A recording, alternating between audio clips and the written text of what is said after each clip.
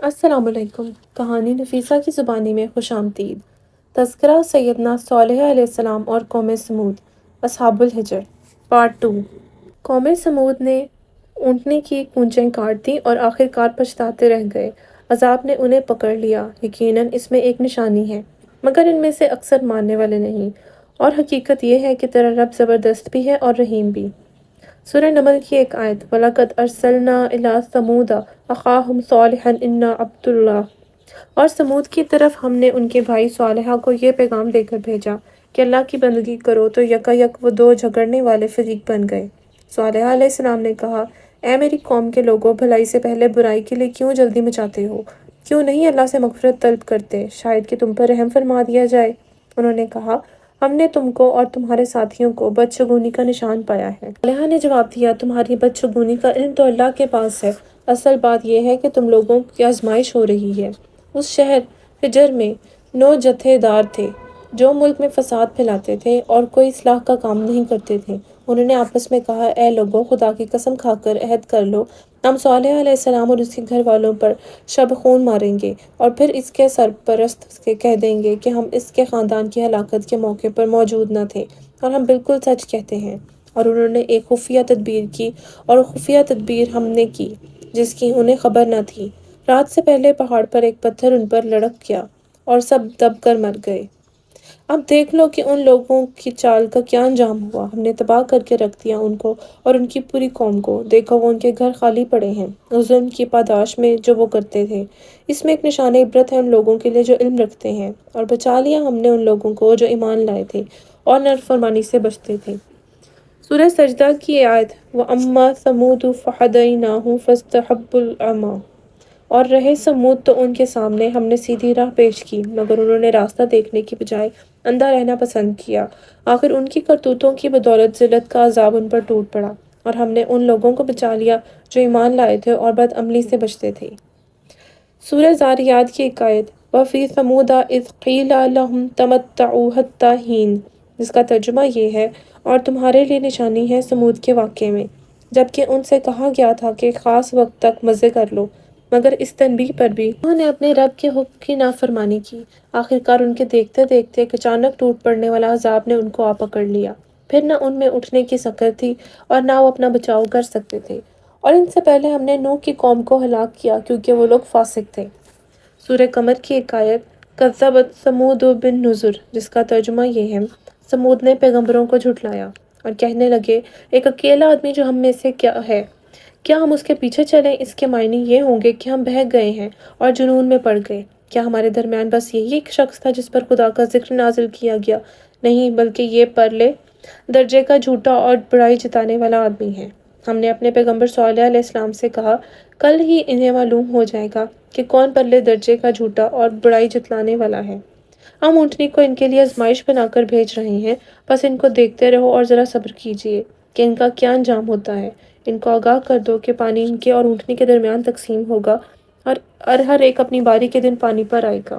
آخر کار ان لوگوں نے اپنے آدمی کو پکارا اور اس سے اس کام کا بیڑا اٹھایا اور اونٹنی کو قتل کر ڈالا۔ پھر دیکھ لو کیسا تھا میرے عذاب اور کیسی تھی میری تنبیہات۔ ہم نے ان پر بس ایک ہی چنگاڑ مسلط کر دیا، پھر وہ اس طرح ہو گئے جیسے کانٹوں کی باڑ لگانے والے کا چورا۔ اور ہم نے اس قرآن کو نصیحت کے لیے آسان ذریعہ بنا دیا ہے۔ اب یہ کوئی نصیحت قبول کرنے والا ہے؟ کذبت ثمود وعاد بالقاریہ، سورہ الحاقہ کی آیت جس کا ترجمہ یہ ہے، سمود اور عاد نے اس کھڑکھڑا دینے والے قیامت کو جھٹلایا تو سمود ایک سخت آواز سے ہلاک کیے گئے اور عاد ایک شدید طوفانی آندھی سے تباہ کر دیے گئے۔ سورہ شمس کی ایک آیت کا ترجمہ، کذبت ثمود بطغواہا اذ انبعث اشقاہا، اس کا ترجمہ یہ ہے، سمود نے اپنی سرکشی کی بنا پر صالح علیہ السلام کو جھٹلایا۔ جب اس قوم کا سب سے زیادہ شقی آدمی اکڑ کر اٹھا تو اللہ کے رسول صالح علیہ السلام نے ان لوگوں سے کہا، خبردار، اللہ کی اونٹنی کو ہاتھ نہ لگانا اور اس کے پانی پینے میں حائل نہ ہونا۔ مگر انہوں نے ان کی بات کو جھوٹا قرار دیا اور اونٹنی کو قتل کر ڈالا۔ آخر کار ان کے جرم کی پاداش میں ان کے رب نے ان پر ایسی آفت نازل کی کہ ایک ساتھ سب کے پیوندے خاک کر دیا، اور اللہ کو اپنے اس فعل کے کسی بھی نتیجے کا کوئی خوف نہیں ہے۔ نتائج عبر، قوم کی آزمائش اور ناقۃ اللہ۔ چونکہ قوم کے مطالبے پر یہ اونٹنی بلا کسی ظاہری سبب کے پہاڑ سے پیدا ہوئی، اس لیے اس کا نام ناقۃ اللہ ہو گیا۔ یہ ایسے ہی جیسے حضرت حوا بغیر ماں کے اور حضرت عیسیٰ علیہ السلام بغیر باپ کے اور حضرت آدم علیہ السلام بغیر ماں باپ کے پیدا کیے گئے۔ یہ اونٹنی جہاں حضرت صالح علیہ السلام کی رسالت پر دلیل و ثبوت اور ایک علامت تھی، وہاں قرآن حکیم کی تصریح ہے کہ وہ قوم سمود کے لیے آزمائش اور امتحان بھی تھی، جو ان کی تباہی کا نشان ثابت ہوئی۔ ہر زمانے میں اللہ تعالیٰ کی یہ سنت و عادت رہی ہے، جس کو قرآن الفاظ میں سنت اللہ کہا جاتا ہے۔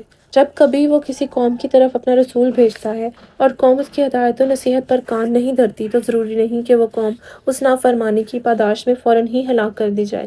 ایسی بہت سی قومیں ہیں جنہوں نے اپنے نبیوں کا انکار کیا، لیکن انہیں زمین پر اللہ کی دی ہوئی مدت پوری کرنے کا موقع ملا۔ انہیں کسی اچانک عذاب سے ہلاک نہیں کیا گیا۔ البتہ جس قوم نے اپنے نبی سے اس کی صداقت کے لیے کوئی نشانی طلب کی اور اس پر یہ وعدہ کیا گیا کہ اگر وہ مطلوبہ نشان ظاہر ہو گیا تو ان پر ضرور ایمان لائیں گے، پھر وہ ایمان نہیں لائے تو اس قوم کی ہلاکت یقینی ہو جاتی ہے۔ قوم نوح، قوم عاد، قوم سمود، قوم فرعون وغیرہ کی ہلاکتیں اسی وجہ سے ہوئیں کہ انہوں نے اپنے نبیوں سے معجزات طلب کیے تھے، پھر ایمان نہیں لائے۔ البتہ پوری تاریخ انبیاء میں صرف ایک قوم، قوم یونس، اللہ تعالیٰ کی اس قانون پاداش سے مجتنع رہی، جس کی تفصیل یہ ہے کہ حضرت یونس علیہ السلام کی آیت کا ترجمہ۔ سورہ یونس کی ایک آیت کا ترجمہ: پھر کیا کوئی ایسی مثال ہے کہ ایک بستی عذاب دیکھ کر ایمان لائی ہو اور اس کا ایمان اس کے لیے نفع بخش ثابت ہوا ہو؟ یونس علیہ السلام کی قوم کے سوا اس کا کوئی نظریہ نہیں۔ وہ قوم یونس جب ایمان لے آئی تو ہم نے اس پر سے دنیا کی زندگی میں رسوائی کا عذاب ڈال دیا اور ایک مدت تک اس قوم کی زندگی سے بہرہ مند ہونے کا موقع دیا۔ اس آیت میں وضاحت کے ساتھ یہ حقیقت ظاہر کی گئی ہے کہ اللہ کے قانون پاداش عمل سے کوئی قوم بچ نہ سکی۔ عذاب آنے کے بعد اگر کوئی قوم ایمان لے آتی ہے تو اس کا یہ ایمان لانا اللہ تعالیٰ کے ہاں کوئی قیمت نہیں رکھتا اور نہ وہ عذاب سے بچ سکتی ہے۔ فرعون بھی تو نزول عذاب کے ساتھ ہی ایمان لے آیا تھا، لیکن اس کا یہ ایمان لانا اللہ تعالیٰ نے یہ کہہ کر رد کر دیا کہ اب تو ایمان لاتا ہے۔ الغرض عذاب کے وقت کسی کا ایمان مقبول نہیں ہوتا۔ ایک اور صرف ایک قوم، یونس، اس سنت اللہ سے مجتنع رہی ہے۔ اس کی وجوہات سے قرآن حکیم ساخت ہے، اس لیے یقین کے ساتھ یہ نہیں کہا جا سکتا کہ یہ قوم اس قانون سے مجتنع کیوں کی گئی۔ تاہم مفسرین کرام نے حدیث اور قرآن اشارات سے جو کچھ سمجھایا ہے وہ یہی ہے۔ قوم نے سارے عذاب دیکھ کر اور یہ معلوم کر کے حضرت یونس علیہ السلام بستی سے نکل گئے ہیں، ڈر گئی اور استغفار کرنے لگی۔ چونکہ عذاب واقعہ نہیں ہوا تھا اس لیے بچا لیے گئے۔ شبہ کا ازالہ۔ پاداش عمل کا قانون اگرچہ ہر نبی کی قوم کے ساتھ یکساں رہا ہے، لیکن اس سنت اللہ سے نبی کریم صلی اللہ علیہ وسلم کی امت مجتنع رہی ہے اور اس کی تصریح خود حضور صلی اللہ علیہ وسلم سے ثابت ہے۔ آپ صلی اللہ علیہ وسلم نے ارشاد فرمایا کہ میں نے اللہ تعالیٰ سے دعا مانگی کہ وہ میری امت پر عذاب عام مسلط نہ فرمائے۔ اللہ تعالیٰ نے میری یہ دعا قبول فرما لی۔ اور قرآن حکیم میں اس دعا کی مقبولیت کی تصدیق بھی موجود ہے۔ سورہ انفال کی ایک آیت: وَمَا كَانَ اللَّهُ لِيُعَذِّبَهُمْ وَأَنْتَ فِيهِمْ، اس کا ترجمہ یہ ہے: اے رسول، اس حال میں کہ آپ ان میں موجود ہیں، اللہ ان کافروں پر عام عذاب مسلط نہ کرے گا۔ انسانی خود فریبی۔ بعض دفعہ انسان کو خوش عیشی اور دنیاوی جاہ و جلال دیکھ کر یہ غلط فہمی پیدا ہو جاتی ہے کہ جس کسی قوم یا فرد کے پاس دنیاوی آسائش کی فراوانی، صحت و قوت کی بہتات موجود ہے تو وہ یقیناً اللہ تعالیٰ کے سائے رحمت میں ہے اور اس کو اللہ تعالیٰ کی خوشنودی حاصل ہے۔ اس مہلک نظریہ اور غلط فہمی نے بہت سی قوموں کو انبیاء کرام کی تعلیمات اور ہدایت سے محروم رکھا ہے، حالانکہ بعض مرتبہ زیادہ سے زیادہ رفاہیت اور خوش عیشی زیادہ سے زیادہ عذاب و ہلاکت کا پیش خیمہ ثابت ہوئی ہے۔ قوم سمود کے خوش عیشیوں کو یہی دھوکہ پیش آیا۔ حضرت صالحہ اور ان کے ساتھیوں کو یہ کہہ کر طعنہ دیا کرتے تھے کہ کیا صالح جیسے غریب و بے طاقت آدمی کو رسول بنایا گیا ہے؟ انہیں اپنی قوت و طاقت پر بہت گھمنڈ تھا۔ وہ لوگ کسی طرح بھی حضرت صالح علیہ السلام اور ایمان والوں کو خاطر میں نہیں لاتے تھے۔ اس خود فریبی نے قوم کے اکثر افراد کو حضرت صالح علیہ السلام کی اطاعت سے دور رکھا، جس کے نتیجے میں وہ عذاب آیا جو تاریخ عالم کا عبرتناک حادثہ ہے۔ انہوں نے اللہ تعالیٰ کی دی ہوئی ہر قسم کی نعمت اور فراوانی کا شکر ادا کرنے کی بجائے حضرت صالح اور ان کے ساتھیوں کا مذاق اڑاتے ہوئے کہا: اے صالحہ، اگر ہم باطل پرست ہوتے اور اللہ کی خوشنودی اور رضا ہمیں حاصل نہ ہوتی تو آج یہ عزت و دولت، قوت و طاقت، سرسبز و شاداب باغات، سیم و زر کی بہتات، بلند و بالا محلات، پانی و نہروں کی کثرت ہمیں حاصل نہ ہوتی۔ یہ سب نعمتیں اللہ کی رضا و خوشنودی کی علامت ہیں جو ہمیں میسر ہیں اور جس سے تم محروم ہو۔ حضرت صالح علیہ السلام ان لوگوں سے فرماتے: بے شک یہ سب کچھ اللہ تعالیٰ کی نعمتیں ہیں، بشرطیکہ ان کو پانے والے اس کا شکر بھی ادا کریں اور اس کے آگے سر جھکائیں، اور بلا شبہ یہی سامان عیش و عشرت عذاب و لعنت کا ذریعہ بھی ہے، جبکہ ان کی شیخی و غرور کے ساتھ برتا جائے۔ اس لیے یہ سمجھنا سخت غلطی ہے کہ ہر سامان عیش اللہ تعالیٰ کی رضا و خوشنودی کا ثمر ہوتا ہے، بلکہ آزمائش کا ذریعہ بھی بن جاتا ہے۔ قرآن حکیم نے صراحت سے یہ بھی بیان کیا ہے کہ کفر و شرک کرنے والوں کو بھی اس دنیا میں سامان عیش دیا جاتا ہے، لیکن آخرت کی زندگی تمام نعمتوں سے خالی رہتی ہے۔ چند عبرتیں۔ غزوہ تبوک کے موقع پر نبی کریم صلی اللہ علیہ وسلم کا گزر مقام ہجر پر ہوا۔ اس سفر میں صحابہ کرام کی ایک جماعت نے سمود کے ایک کنویں سے پانی بھرا اور آٹا گوندھ کر روٹی تیار کرنے لگے۔ نبی کریم صلی اللہ علیہ وسلم کو جب معلوم ہوا تو پانی بہا دینے اور ہانڈیاں الٹ دینے اور آٹا جانوروں کو کھلا دینے کا حکم فرمایا، اور یہ ارشاد فرمایا کہ یہ وہ بستی ہے جس پر اللہ کا عذاب آیا، یہاں نہ قیام کرو اور نہ یہاں کی اشیاء سے فائدہ اٹھاؤ، آگے چل کر پڑاؤ ڈالو، ایسا نہ ہو کہ تم بھی کسی بلا میں مبتلا ہو جاؤ۔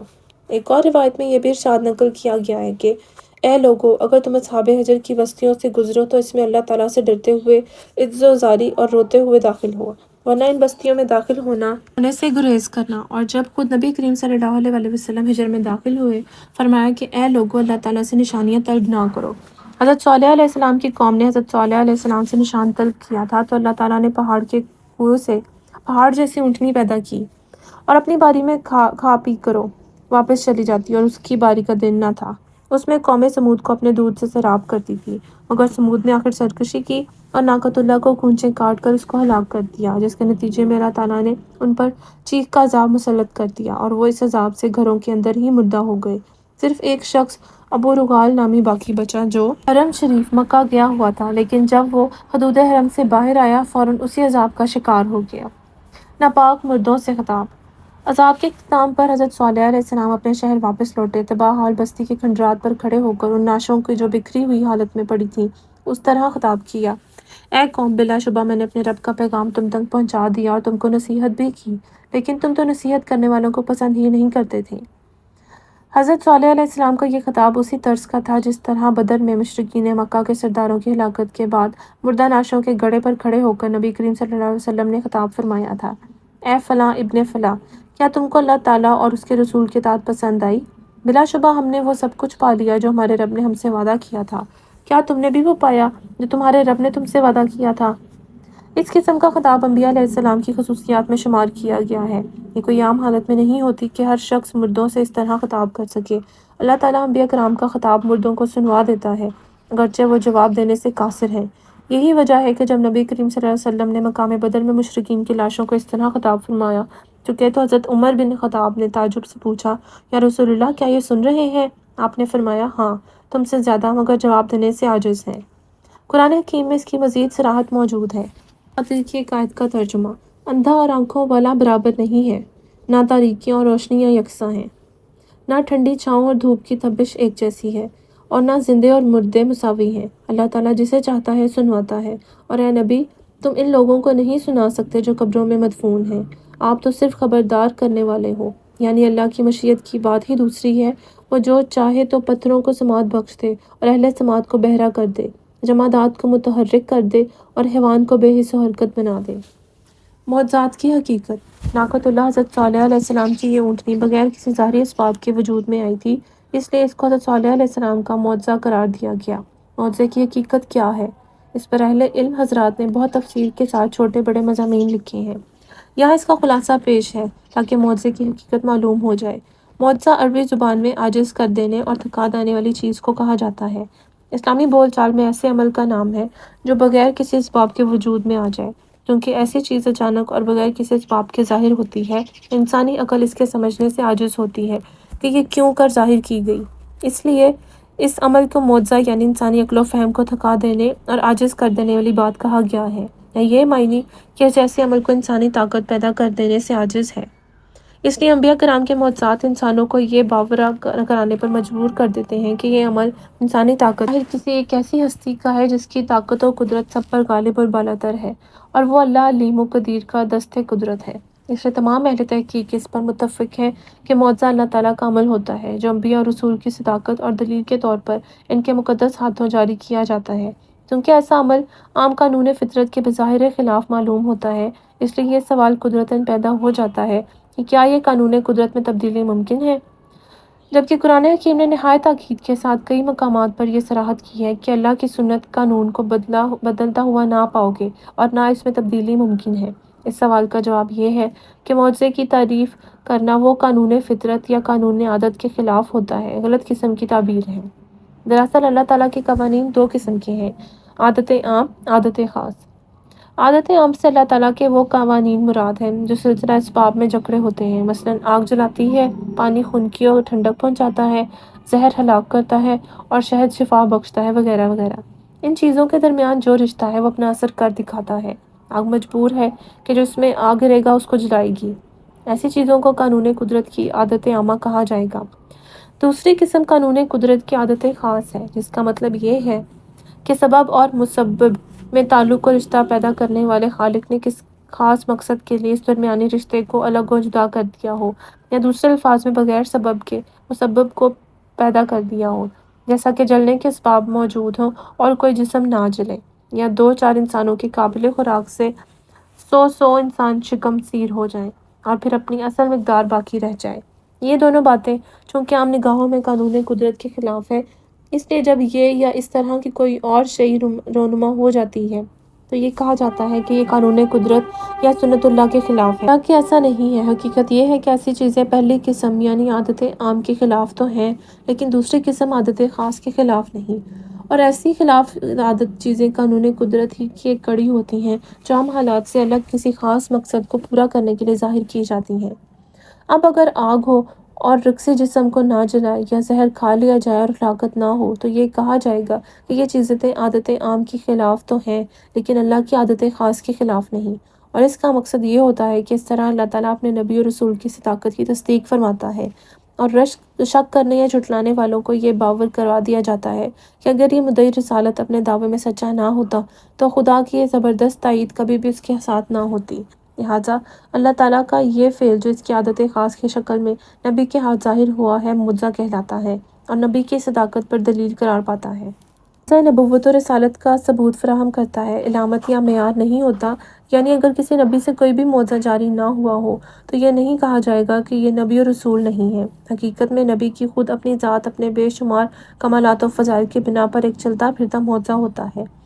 پچھلی امتوں میں ایسا انبیاء بھی گزر چکے ہیں جن کے ہاتھ کوئی بھی معجزہ ظاہر نہیں ہوا، لیکن وہ اللہ کے فرستادہ نبی اور رسول تھے۔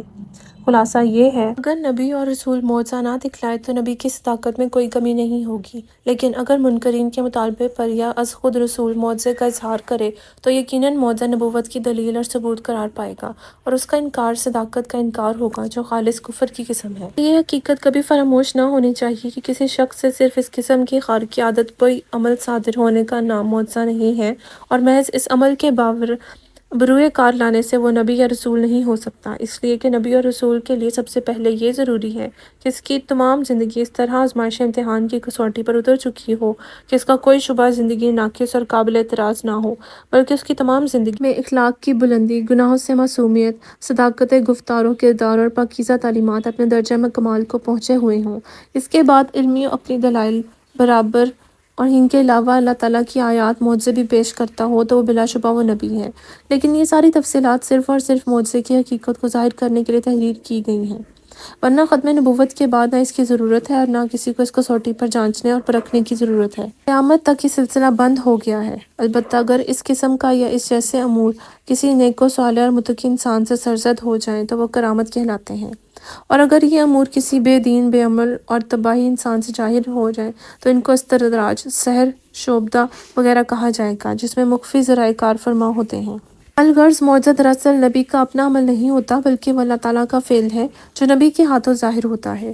یہ اس لیے کہ نبی اور رسول بھی ایک انسان اور بشر ہوتا ہے، اور کسی انسان کی قدرت میں یہ نہیں ہے کہ وہ اللہ تعالیٰ کے قوانین عام و خاص میں دخل اندازی یا تغییر کر سکے۔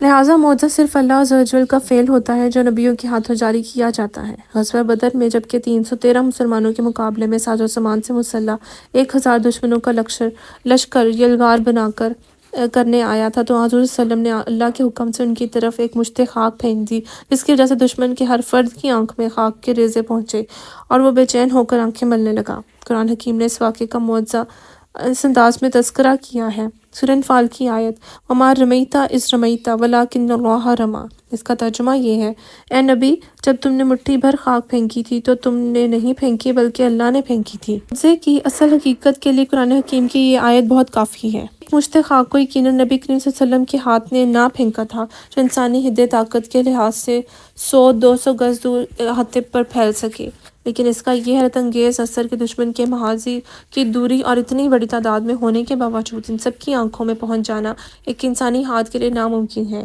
یہ در حقیقت اللہ کا فعل تھا کہ اس کے دست قدرت نے ان تمام دشواریوں کو یک لخت ختم کر کے کنکریوں کو دشمنوں کی صفوں کے اندر پہنچا دیا، اور دشمنوں نے اس خدائی خاکی طوفان سے بچنے کے لیے منہ پھیر دیا اور شکست کھا بیٹھے۔ کرامت کی بحث تذکرہ سیدہ مریم میں آئے گی، واللہ اعلم۔ آثار عبرت۔ قوم سمود کا مسکن شمالی مغرب عرب کا وہ علاقہ تھا جو آج بھی الحجر کے نام سے موسوم ہے۔ موجودہ زمانے میں مدینہ اور تبوک کے درمیان ایک بستی ہے جسے آج مدائن صالحہ کہا جاتا ہے۔ یہی سمود کا صدر مقام تھا اور قدیم زمانہ میں اس کو حجر کہا جاتا تھا۔ اب تک وہاں ہزاروں ایکڑ کے رقبے میں وہ سنگین عمارتیں موجود ہیں جن کو سمود کے لوگوں نے پہاڑوں میں تراش تراش کر بنایا تھا، اور اب اس شہر خاموشان کو دیکھ کر اندازہ کیا جاتا ہے کہ کسی زمانے میں اس شہر کی آبادی 4-5 لاکھ سے کم نہ ہوگی۔ نزول قرآن کے زمانے میں حجاز کے تجارتی قافلے ان آثار کے درمیان سے گزرا کرتے تھے۔ نبی کریم صلی اللہ علیہ وسلم غزوہ تبوک کے موقع پر جب ادھر سے گزرے تھے تو آپ صلی اللہ علیہ وسلم نے اپنے اصحاب کو یہ آثار عبرت دکھائی اور وہ سبق دیا جو سارے قدیمہ کے ہر صاحب بصیرت انسان کو حاصل کرنا چاہیے۔ ایک جگہ آپ صلی اللہ علیہ وسلم نے ایک کنویں کی نشاندہی فرمائی کہ یہ وہی کنواں ہے جس سے حضرت صالح علیہ السلام کی اونٹنی پانی پیا کرتی تھی۔ صحابہ رضی اللہ عنہ کو ہدایت کی کہ صرف اس کنویں کا پانی لینا، باقی کنووں کا پانی نہ پینا۔ ایک پہاڑی کے درے کو دکھا کر فرمایا کہ اس درے سے وہ اونٹنی پانی پینے کے لیے آتی تھی۔ چنانچہ وہ مقام آج بھی فجل ناکا کے نام سے مشہور ہے۔ ان کھنڈروں میں جو لوگ سیر کرتے پھر رہے تھے ان کو آپ نے جمع کیا اور ان کے سامنے خطبہ دیا جس میں سمود کے انجام پر عبرت دلائی اور فرمایا کہ یہ اس قوم کا علاقہ ہے جس پر اللہ تعالیٰ نازل ہوا تھا، لہٰذا یہاں سے جلدی گزر جاؤ، یہ سیرگاہ نہیں بلکہ رونے کا مقام ہے۔ الحجر کے گرد و پیش بڑی نحوست پائی جاتی ہے، آبادی برائے نام اور رویدگی بہت ہی کم ہے۔ یہاں چند کنویں ہیں، انہی میں سے ایک کنویں کے بارے میں مقامی آبادی کی یہ روایت چلی آ رہی ہے کہ حضرت صالح علیہ السلام کی اونٹنی اس کنویں سے پانی پیا کرتی تھی۔ اس علاقے کے اطراف میں ہر طرف ایسے پہاڑ نظر آتے ہیں جو بالکل شاخ شاخ ہو گئے ہیں۔ صاف محسوس ہوتا ہے کہ کسی سخت ہولناک زلزلے نے سطح زمین سے چوٹی تک جھنجھوڑ کر کاش کاش کر رکھا ہے۔ یہ پہاڑی سلسلہ مشرق میں خیبر جاتے ہوئے تقریباً 50 میل تک اور شمال کی طرف ریاست اردن کے حدود میں 30-40 میل کے اندر تک چلا جاتا ہے۔ اس کے معنی یہ ہیں کہ کوئی 300-400 میل لمبا اور 100 میل چوڑا ایک علاقہ تھا جسے ایک عظیم زلزلے نے ہلاک کر دیا تھا۔ اللہم احفظنا منہ۔ ایک مشرکانہ نظریہ۔ حضرت صالح علیہ السلام نے اپنی قوم کو اللہ تعالیٰ کی یکتائی اور فرما روائی کی تبلیغ میں اس طرح خطاب فرمایا، اے میری قوم کے لوگو، اللہ کی بندگی کرو، اس کے سوا تمہارا کوئی بھی نہیں۔ یہ وہی ہے جس نے تم کو زمین سے پیدا کیا اور یہاں تم کو بسایا، لہٰذا تم اس سے مغفرت چاہو اور اسی کی طرف پلٹ آؤ، یقیناً میرا رب قریب ہے اور دعاؤں کا جواب دینے والا ہے۔ یہ سورہ ہود کی آیت کا ترجمہ تھا۔ قوم کے مشرکوں کو حضرت صالح علیہ السلام کی یہ تلقین کرتے ہیں کہ جب تم خود اس بات کو تسلیم کرتے ہو اور تمہارا خالق صرف اللہ ہی ہے، اس میں اس کا کوئی شریک و خیال نہیں، تو پھر اللہ کے سوا اور کسی کی خدائی ہو سکتی ہے اور کسی دوسرے کو یہ حق کیسے حاصل ہو سکتا ہے کہ تم اس کی بندگی کرو۔ یہ قوم اپنی مشکلات و حاجات میں ان مشہور بتوں کو پکارا کرتی تھی جو قوم نوح میں رائج تھے، اور ان کو وہ وسیلہ و ذریعہ سمجھا کرتے تھے۔ یہ ایک عام غلط فہمی ہے جس نے ہر زمانہ میں انسان کو شرک میں مبتلا کیا ہے۔ یہ لوگ اللہ تعالیٰ کی اپنے راجا مہاراجوں اور بادشاہوں پر قیاس کرتے ہیں اور رعیت سے دور اپنے محلات میں بیٹھ کر حکومت کرتے ہیں، جن کے دربار تک عام رعایا سے کسی کی رسائی نہیں ہو سکتی۔ جن کے حضور میں کوئی درخواست پہنچانی ہو تو مقربین بارگاہ میں سے کسی کا دامن تھامنا پڑتا ہے، اور پھر اگر خوش نصیبی سے کسی کی درخواست ان کے آستانے پر پہنچ جاتی ہے تو ان کا پندار خدائی یا گوارا نہیں کرتا کہ خود اس درخواست گزار کو جواب دیں، بلکہ جواب دینے کا کام مقربین میں سے کسی کے سپرد ہوتا ہے۔ قریب قریب یہی طرز عمل مشرکین نے اللہ واحد کے لیے اختیار کر لیا ہے اور لوگوں کو ایسا سمجھانے کی کوشش بھی کی ہے کہ خداوند عالم کا آستانہ قدس عام انسانوں کی دسترس سے بہت دور ہے۔ اس کے دربار عظیم تک بھلا کسی عام آدمی کو پہنچ کیسے ہو سکتی ہے؟ وہاں تک دعاؤں کا پہنچنا اور پھر اس کا جواب ملنا تو کس طرح ممکن ہی نہیں ہو سکتا، جب تک کہ پاک روحوں کا وسیلہ نہ ڈھونڈا جائے اور ان مذہبی منصب داروں کی خدمات حاصل نہ کی جائیں جو اوپر تک نظر نیاز پہنچانے کے طور و طریقے جانتے ہیں۔ یہی وہ سخت غلطی ہے جس نے بندے اور اللہ واحد کے درمیان بہت سے چھوٹے بڑے معبودوں اور سفارشیوں کا ایک جمع غفیر کھڑا کر دیا ہے، جس کی عملی صورت میں محنت گری، تانگی، مجاور گری، سجادہ نشینی کے مناسب قائم ہوتے چلے گئے۔ حضرت صالح علیہ السلام نے جاہلیت کے اس قدیم فلسفے کو دو لفظوں سے رد کر دیا ہے، ایک کہ اللہ قریب ہے، دوسرا یہ کہ وہ مجیب ہے۔ یہی تمہارا یہ خیال بھی غلط ہے کہ وہ تم سے دور ہے، اور یہ بھی غلط ہے کہ تم براہ راست اس کو پکار کر اپنی دعاؤں کا جواب حاصل نہیں کر سکتے۔ وہ گرچہ بہت بلند و برتر ہے، مگر اس کے باوجود وہ تم سے بہت قریب ہے۔ تم میں سے ہر ایک شخص اپنے پاس ہی اس کو پا سکتا ہے، اس سے سرگوشی کر سکتا ہے، خلوت و جلوت میں اپنی عرضیاں خود اس کے حضور پیش کر سکتا ہے، پھر وہ براہ راست اپنے ہر بندے کی دعاؤں کا جواب بھی خود دیتا ہے۔ بس جب سلطان کائنات کا دربار عام ہر وقت ہر شخص کے لیے کھلا ہے اور وہ ہر شخص کے قریب ہی موجود ہے، تو تم کس حماقت میں پڑے ہو کہ اس کے لیے وسیلے واسطے ڈھونڈتے پھرتے ہو۔ سورہ بقرہ کی آیت نمبر 1867 میں اس حقیقت کو مزید وضاحت کے ساتھ ارشاد فرمایا گیا ہے۔ ارشاد ہے وَإِذَا سَأَلَكَ عِبَادِي عَنِّي فَإِنِّي قَرِيبٌ۔ اس کا ترجمہ یہ ہے، اور اے نبی، میرے بندے تم سے اگر میرے متعلق پوچھیں تو انہیں بتا دو کہ میں ان سے قریب ہی ہوں، پکارنے والا جب مجھے پکارتا ہے میں اس کی پکار سنتا ہوں اور جواب دیتا ہوں، لہٰذا انہیں چاہیے کہ میری دعوت پر لبیک کہیں اور مجھ پر ایمان لائیں۔ یہ بات انہیں سنا دو، شاید وہ یہ راہ راست پالیں۔ یعنی اگرچہ تم مجھے دیکھ نہیں سکتے اور نہ اپنے حواس سے مجھ کو محسوس کر سکتے ہو، لیکن یہ خیال نہ کرو کہ میں تم سے دور ہوں۔ نہیں، میں اپنے بندے سے اتنا قریب ہوں کہ جب وہ چاہے مجھ سے عرض و معروض کر سکتا ہے، حتیٰ کہ دل ہی دل میں وہ جو کچھ مجھ سے گزارش کرتا ہے میں اسے بھی سن لیتا ہوں، اور صرف سنتا ہی نہیں، فیصلہ بھی صادر کرتا ہوں۔ جن بے جان اور بے اختیار ہستیوں کو تم نے اپنی نادانی سے قاضی الحاجات اور دستگیر فریاد رس قرار دے رکھا ہے، ان کے پاس تو تم کو دوڑ دوڑ کر جانا پڑتا ہے، اور پھر بھی وہ تمہاری سنوائی کر سکتے ہیں، اور نہ ان میں یہ طاقت ہے کہ تمہاری درخواستوں پر کوئی فیصلہ صادر کر سکے، مگر میں کائنات بے کراں کا فرما روائے متعلق ہوں، تمہارے تمام اختیارات اور تمام طاقتوں کا مالک ہوں، تم سے اتنا قریب ہوں کہ تم خود بغیر کسی واسطے وسیلے اور سفارش کے براہ راست ہر وقت اور ہر جگہ مجھ تک اپنی عرضیاں پہنچا سکتے ہو۔ لہٰذا تم اپنی اس نادانی کو چھوڑ دو، بے طاقت و بے اختیار ہستیوں کے در پر مارے مارے پھرتے ہو، میری دعوت پر لبیک کہو اور میرا دامن پکڑ لو، میری طرف رجوع کرو، مجھ پر بھروسہ کرو اور میری بندگی کرو، اطاعت میں آ جاؤ۔ جاہلیت اور اسلام کا طرز استدلال۔ حضرت صالح علیہ السلام کے پے در پہ اور مسلسل دعوت و نصیحت پر قوم نے حیرت و استعجاب سے یوں خطاب کیا، اے صالح، اس سے پہلے تو ہمارے درمیان ایسا شخص تھا جس سے بڑی توقعات وابستہ تھی، کیا تو ہمیں ان معبودوں کی پرستش سے روکنا چاہتا ہے جن کی پرستش ہمارے باپ دادا کرتے تھے؟ یہ گویا دلیل ہے کہ اس بات کی کہ یہ معبود کیوں عبادت کے مستحق ہیں اور ان کی پوجا کس لیے ہوتی رہنی چاہیے۔ یہاں جاہلیت اور اسلام کے طرز استدلال کا فرق بالکل واضح طور پر نظر آتا ہے۔ حضرت صالح علیہ السلام نے فرمایا کہ اللہ تعالیٰ کے سوا کوئی معبود نہیں ہے، اور اس پر یہ دلیل دی کہ اللہ تعالیٰ نے ہی تم کو پیدا کیا اور زمین میں آباد کیا ہے۔ اس کے جواب میں ان کی مشرک قوم کہتی ہے کہ ہمارے یہ معبود بھی مستحق عبادت ہیں اور کہ ان کی عبادت ترک نہیں کی جا سکتی، کیونکہ ہمارے باپ دادا کے زمانے سے ان کی عبادت ہوتی چلی آئی ہے۔ یعنی مکھی پر مکھی صرف اس لیے ماری جاتی رہنی چاہیے کہ ابتدا میں کسی بیوقوف نے اس جگہ مکھی مار دی تھی، اور اب اس مقام پر مکھی مارتے رہنے کے لیے اس کو سوا کہ کسی معقول وجہ کی ضرورت نہیں ہے کہ یہاں مدتوں سے مکھی ماری جا رہی ہے۔ سبحان اللہ۔ اس آیت میں اسلام اور جاہلیت کا طرز استدلال اور زاویہ نظر واضح اور عیاں ہے۔ اللہم ارنا الحق حقا وارزقنا اتباعہ۔ نبی کی قوت اعتماد۔ قوم نے حضرت صالح علیہ السلام سے ان کی صداقت پر دلیل طلب کی تھی۔ اس پر موا پہاڑ کے اندر سے ایک زبردست اونٹنی برآمد ہوئی۔ حضرت صالح علیہ السلام نے قوم کو خبردار کیا، یہ اونٹنی ہے، قومی کنویں سے ایک دن اس کے پینے کا ہے اور ایک دن تم سب کے پانی لینے کا، اس کو برائی سے ہرگز نہ چھیڑنا ورنہ ایک بہت بڑا عذاب تم کو گھیر لے گا۔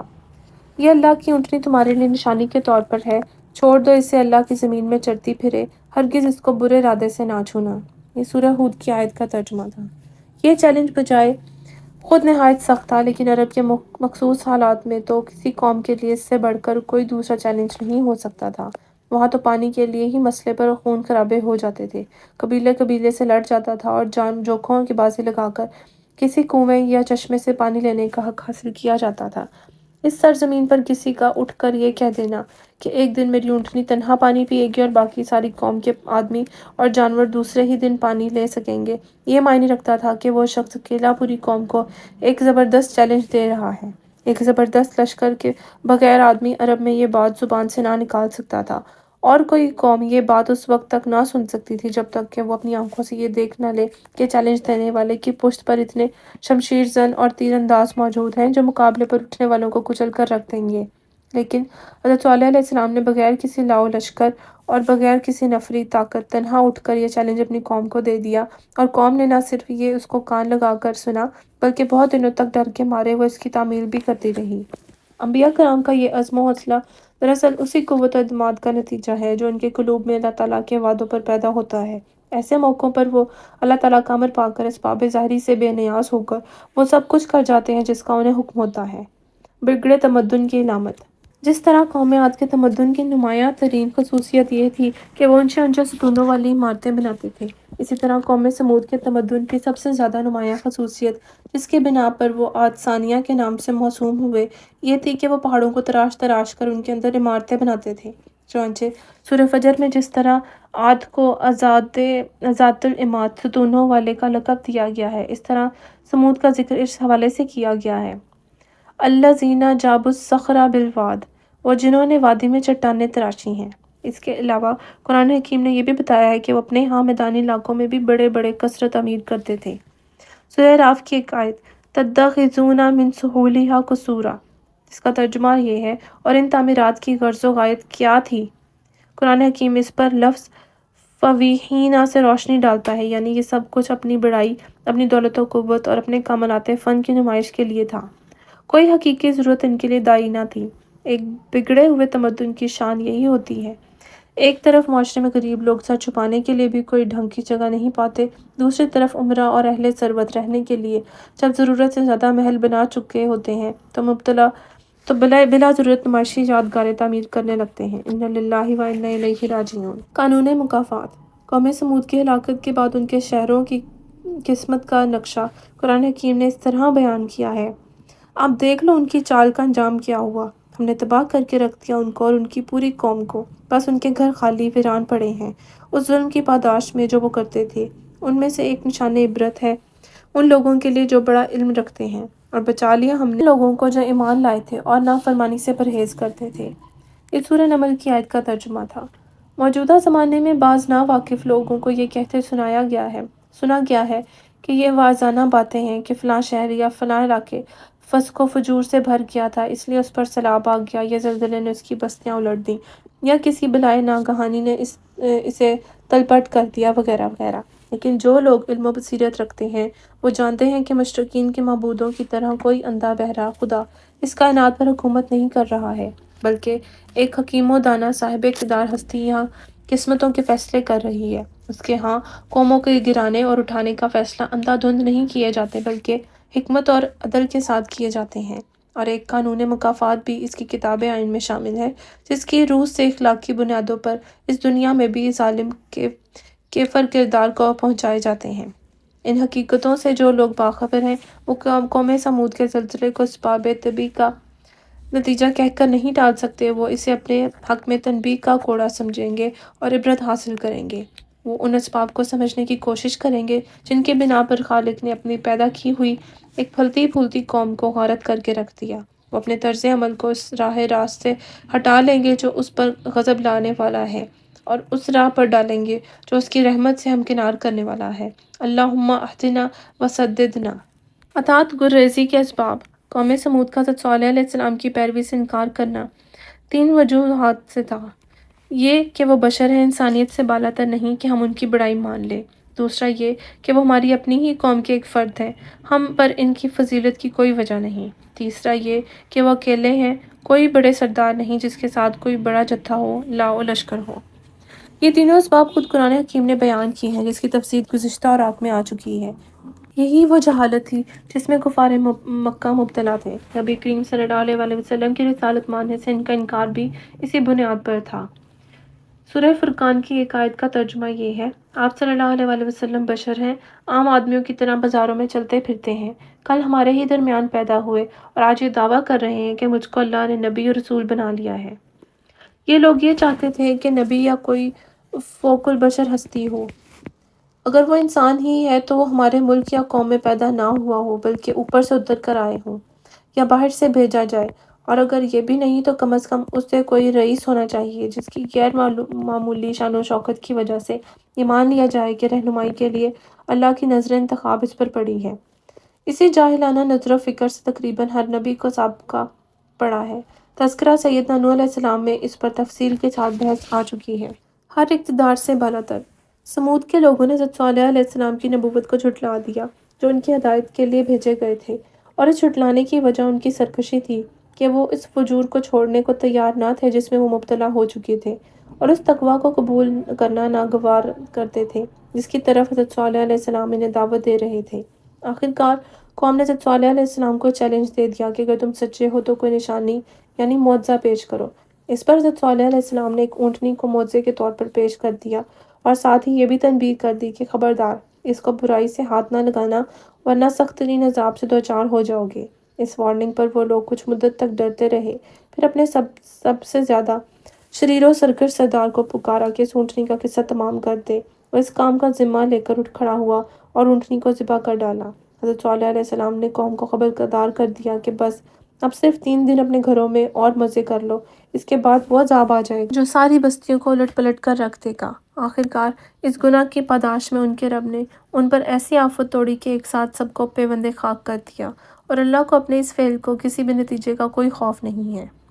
یعنی اللہ تعالیٰ دنیا کے بادشاہوں اور یہاں کی حکومتوں کے فرما رواؤں کی طرح نہیں ہے کہ وہ کسی قوم کے خلاف کوئی قدم اٹھانے کے وقت یہ سوچنے پر مجبور ہوتے کہ اس اقدام کے کیا نتائج ہوتے ہیں یا کیا کیا ہو سکیں گے، لیکن اللہ تعالیٰ کا اقتدار ہر اقتدار سے بالاتر ہے۔ اس کو اس بات کا کوئی اندیشہ نہیں تھا کہ سمود کی تباہی و بربادی پر کسی مافوق قوت و طاقت کا اندیشہ ہو کہ وہ اس کی مدد اور مدافعت کے لیے ظاہر ہوگی۔ قصے کا اختتام اس آیت پر کس قدر بلیغ تر ہے: وَلَا يَخَافُ عُقْبَاهَا، سورہ شمس کی ایک آیت جس کا ترجمہ یہ ہے: اور اللہ کو اپنے اس فعل کے کسی بھی نتیجے کا کوئی خوف نہیں۔ امید ہے کہ آپ کو سیدنا صالح علیہ السلام اور قوم سمود کا یہ واقعہ بہت پسند آیا ہوگا، اور ایسے ہی مزید واقعات کے لیے ہمارے چینل کو سبسکرائب کریں، لائک کریں اور اپنے فرینڈز اور فیملی ممبرز کے ساتھ شیئر کریں۔ Keep watching our channel. Thank you so much. اللہ حافظ۔